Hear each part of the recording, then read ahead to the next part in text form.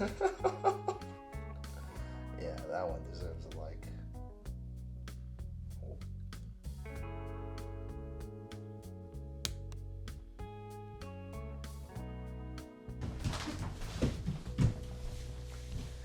And that right there is what we call forgetting a responsibility. That's the topic of today, responsibility. Now, I think we all tend to hate doing things like taking out the garbage, cleaning the toilet, things that we're kind of forced to and we never really want to do in the first place. It's kind of nasty. And let's not lie. When we're given the opportunity to do so, we're gonna cut corners. Maybe you drop a little piece of garbage on the floor and you see it and like, nah, too much work. Or for some useless course at school that you freaking hate, you're obviously gonna use ChatGPT for that.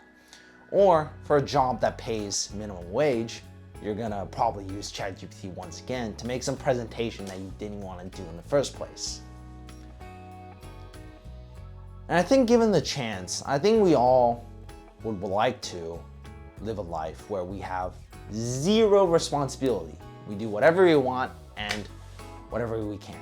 But let me ask you one thing. Are you a selfish person? Now, I think as you heard that question, there's two different type of responses that was going on in your head.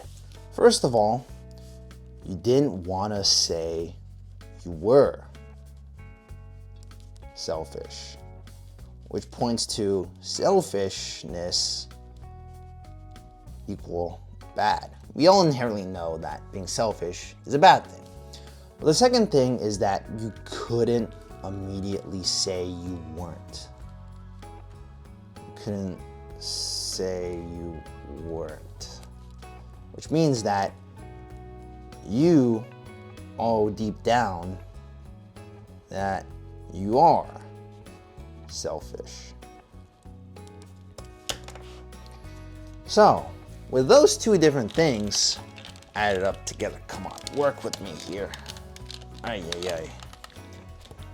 Those two different things together, we can kind of point to that selfishness is bad, and we all know that we're a little selfish, or we struggle to find evidence that we're not at the very least. So if that's the case, why do we fantasize so often about living a selfish life, which includes a life devoid of any responsibility and only our own personal selfish desires?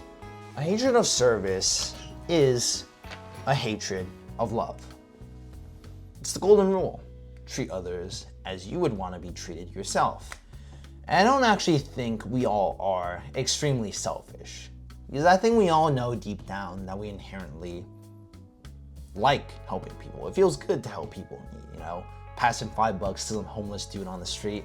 We don't like that feeling that we get. And I really think it's just human nature to imagine the unreachable things and the impossible, but we still like to think of those things as a way to give ourselves a little bit of a mental break at the very least. And about 2 months ago, I had an opportunity to take up something that I never expected really would happen.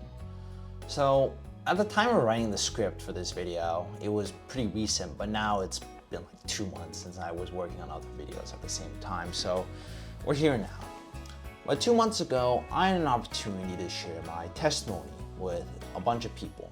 And my campus had something called like a Jesus Week, and it was basically just a bunch of like Christian themed events that were going on around campus and made it really big.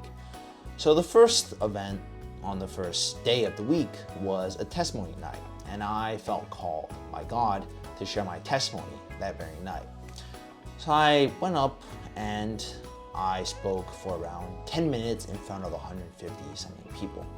Now for the sake of time, I won't go too deep in my testimony, but I've had some rough moments in my life, some moments that I wouldn't wish on my worst enemy. And let's just say I started off with how I almost died as a 5-year-old.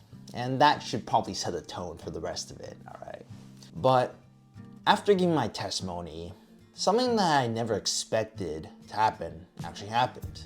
People went up to me and just showed genuine appreciation for me just talking for 10 minutes straight. That was never something that I expected out of this. It was just something that I wanted to tell the other people and maybe inspire a couple of people. but I never expected it to be on this level and for people to come up to me and do this much. And that's when it really hit me, that this life of mine, this story of mine, is the way it is because I have a responsibility to share it. Responsibility to share with others so others can see what God has done in my life. Because even if others realize or deny God and don't think he's real, they can't deny the change in my life that happened because the idea of God was in my life. And sharing my story was not easy, however. That's the funny thing though, right? I look back on it thinking that it was pretty easy, but in that moment I was kind of fumbling, like I was stuttering a little bit, and I was definitely nervous. It wasn't easy standing in front of 150 something people in a big lecture hall. I'm not a professor. I'm an 18-year-old kid that's barely started life. But that's one thing I've realized about most responsibilities. It's never supposed to be easy. It's something that you do because you know you have to and you know it's the right thing to do, regardless if you want to or not, regardless if it's easy or not. And that's the case with a lot of things in life. 99% of the things that we do in life are things that we do not want to do and are things that are very difficult. Well, difficult might be an overstatement, but we don't want to do most of the things that we do. Responsibility was never about you. It was about the other person. And I really hate how the world has become so self-centered and how we always tend to fantasize about selfish realities, where no one even bats an eye at a fellow human that's very much suffering. No one wants to donate, no one wants to give, no one wants to sacrifice for the sake of others because you just stay in your own lane, mind your own business. And I get that for the most part, when you're on your grind, stay on your grind. But that doesn't mean you ignore people that need help. And this is why I truly feel that we all have a responsibility to just help one another at the very least. Homeless guy on the street, give him $5. It's not gonna take much out of you. And it means an entire world to him. Because that for him could be another meal and another day for him to just have another chance. Truly. So really understand this. No matter who you are or what you are, you can affect people in truly profound ways that others can't. Even if you're in the same career or doing the same things as other people, they don't help the exact same people as you and the exact amount of people as you. We're all given different opportunities so that we can help different people. And that's just the way life is. And that's what I really believe about life. A doctor heals and works to save lives. A broken person is given an opportunity to heal themselves and make themselves better as a way to inspire others.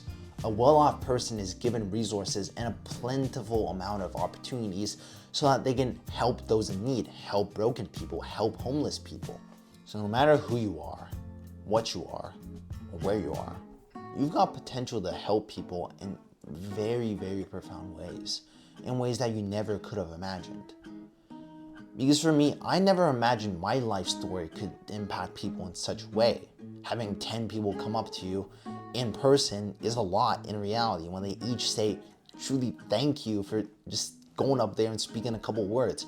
You don't know the way you can affect people unless you actually go out there and do it. And I don't want you to just know that you have the potential to do so, but act like it. The story of Spider-Man is one that I've always really enjoyed watching, right? I don't know the extreme, I'm not like the biggest Spider-Man fan, but I know something. I am a bit of a nerd, right? Spider-Man has one of the worst lives ever. And the thing is that really makes me respect the character of Spider-Man and love him so much is that he would never want to give up that life because he knows that this responsibility of suffering, of being miserable, and having everything suck for him is his sole responsibility and his burden to carry. He doesn't want to put it on anyone else because he knows he's given this because he can handle it. It's gonna be freaking difficult at times, of course. But that's what life puts you through. That's what God puts you through.